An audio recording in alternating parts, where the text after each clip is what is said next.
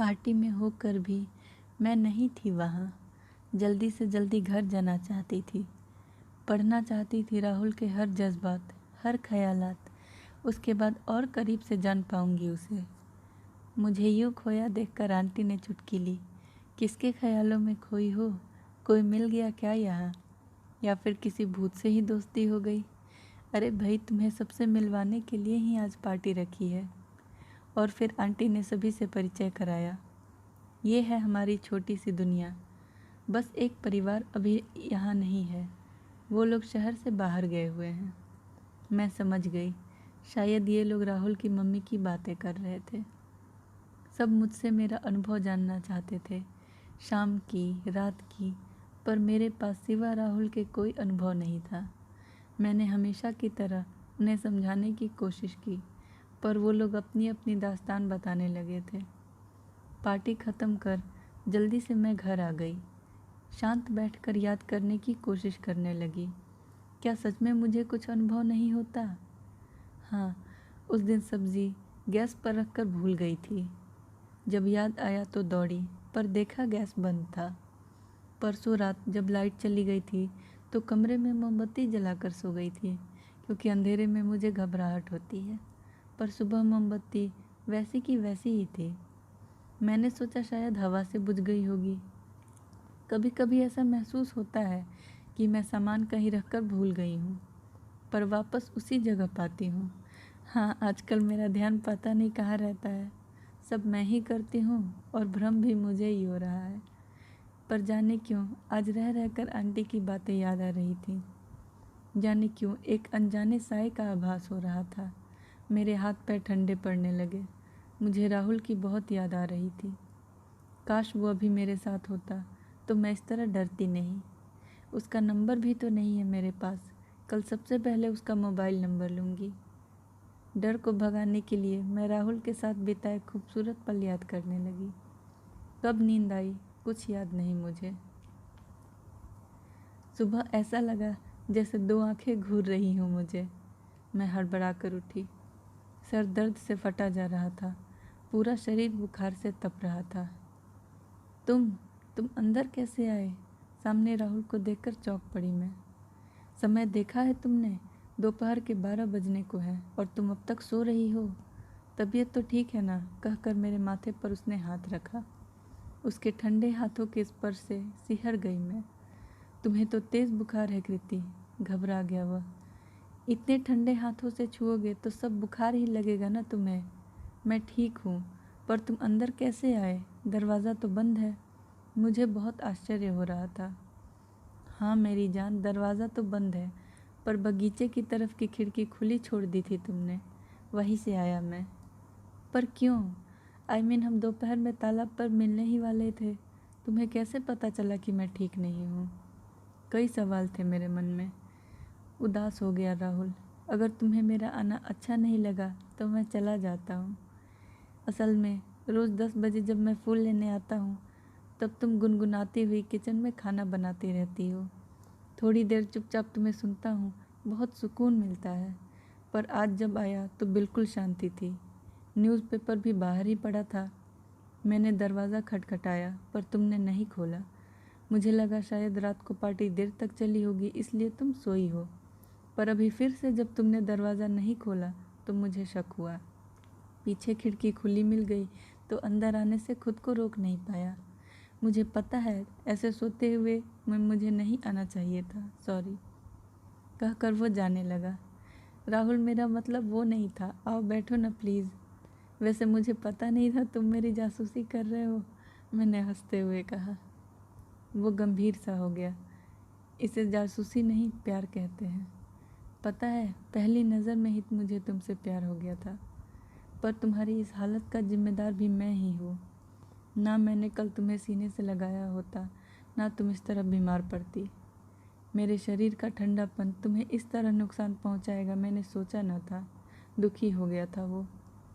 मैं तुम्हारे लिए कुछ दवा और खाने को लेकर आता हूँ, तब तक तुम फ्रेश हो जाओ। आज हम यहीं बैठकर बातें करेंगे, कहकर चला गया राहुल। मुझ में उठने की भी हिम्मत नहीं थी। किसी तरह फ्रेश होकर मैं फिर से बिस्तर पर आ गिरी। थोड़ी देर में राहुल खाना और दवा लेकर आ गया। मैंने खाते हुए राहुल को भी खाने को कहा, पर उसने मना कर दिया, यह कहकर कि मैंने तुरंत खाना खाया था। मैं इतने प्यार से खिला रही हूँ, एक चम्मच तो खा लो। पर खाना मुंह में रखते ही वो बेचैन सा हो गया। उसकी आंखें लाल हो उठीं। मैं घबरा गई। राहुल थूक दो प्लीज़, मत खाओ। वह उठकर चला गया। 2 मिनट बाद जब वह आया तो नॉर्मल था। मेरी सवालिया निगाहें पढ़ ली थी उसने। दरअसल मुझे एसिडिटी की प्रॉब्लम है, तो मैं तला भुना बिल्कुल नहीं खा सकता। सॉरी राहुल, आगे से ध्यान रखूंगी, मुझे पता नहीं था। दवा खाकर मैं लेट गई। वो मेरे सिरहाने ही बैठा रहा। पता है राहुल, कल रात मुझे बहुत डर लग रहा था। ऐसा लग रहा था जैसे घर में कोई साया है। मुझे तुम्हारी बहुत याद आ रही थी। उसने मेरे बालों को सहलाया। मैं हूँ ना यहीं तुम्हारे पास। कल पार्टी में ज़रूर आंटियों ने फिर कुछ कहा होगा। तुम उनकी बातों पर क्यों ध्यान देती हो? 1 सप्ताह हो गए ना तुम्हें यहाँ। कुछ गलत हुआ तुम्हारे साथ? नहीं, गलत तो नहीं हुआ। मैंने 3-4 घटनाएं राहुल को बताईं। ये सब तुम्हारे ज़्यादा सोचने का नतीजा है। जो हो रहा है होने दो ना। तुमने कुछ गलत नहीं किया तो तुम्हारे साथ भी कुछ गलत नहीं होगा मेरी जान। हाँ, हो सकता है। अच्छा, जाने दो वो सब। तुम अपनी कविताएं पढ़कर सुनाओ ना। कल रात मैंने डायरी खोला भी नहीं। वो डायरी लेकर पास वाली कुर्सी पर बैठ गया। मेरे पास बैठो ना राहुल, मुझे तुम्हारा साथ महसूस करने दो। मैं उसके साथ हर लम्हे को जी लेना चाहती थी। नहीं, मैं यही ठीक हूँ। इमोशनल होकर कहीं तुम मुझसे लिपट गई तो मेरे साथ कहीं कुछ। मैं तो किसी को मुंह दिखाने लायक नहीं रहूँगा। शरारती हंसी हंसते हुए उसने कहा, मार दूंगी मैं तुम्हें।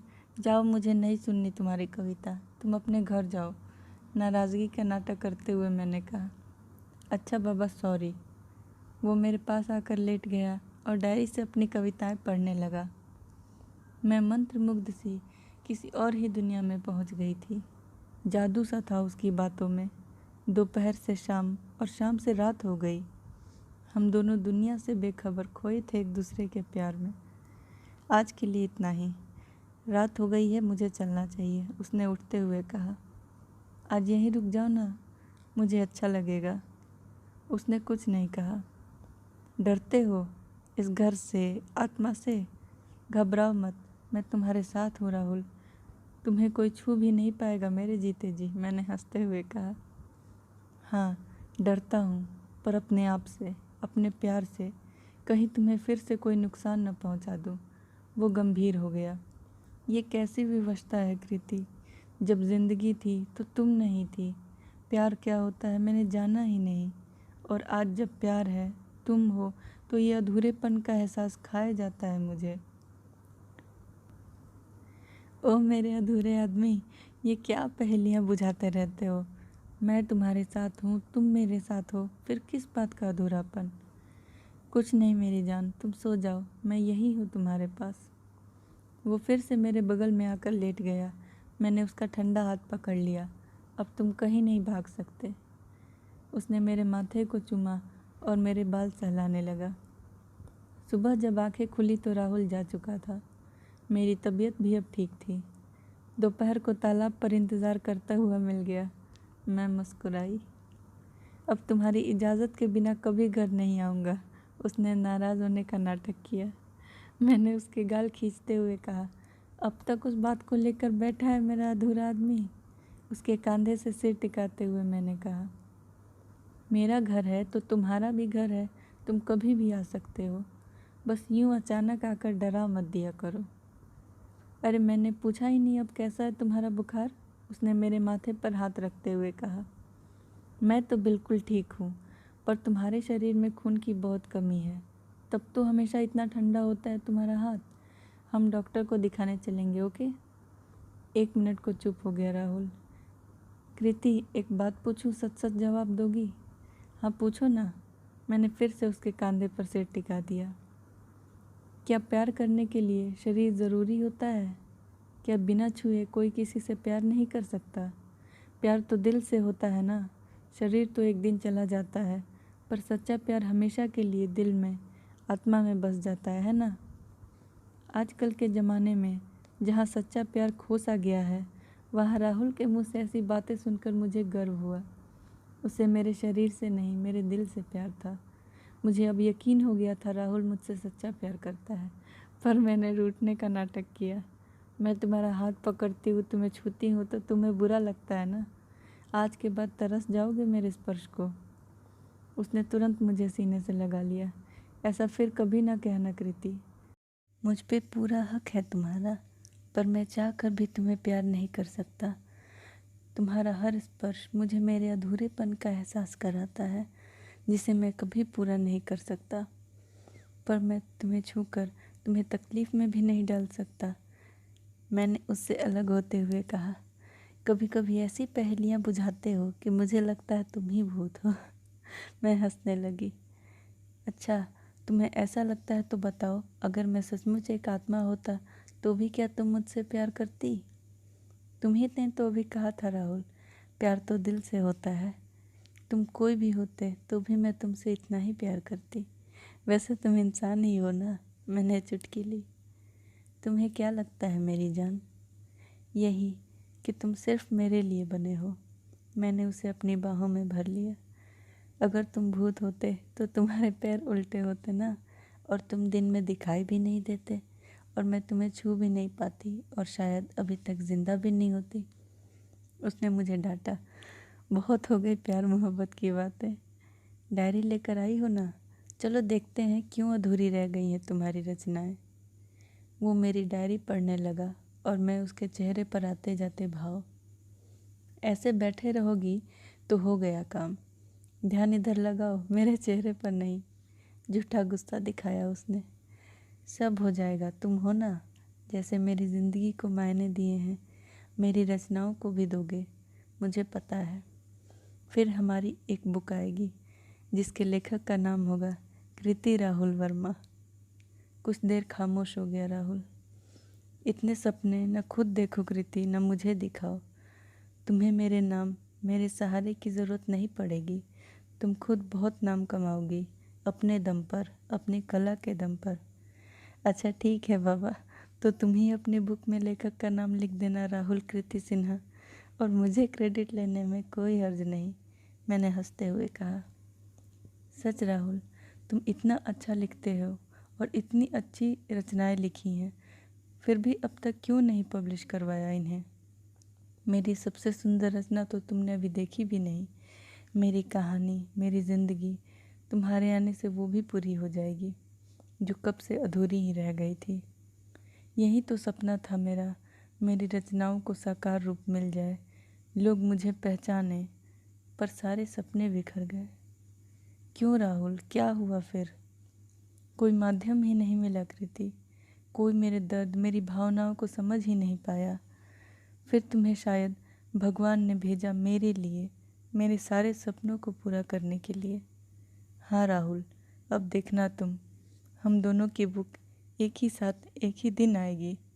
बहुत पक गए ख्याली पुलाव, अब काम पे ध्यान दो।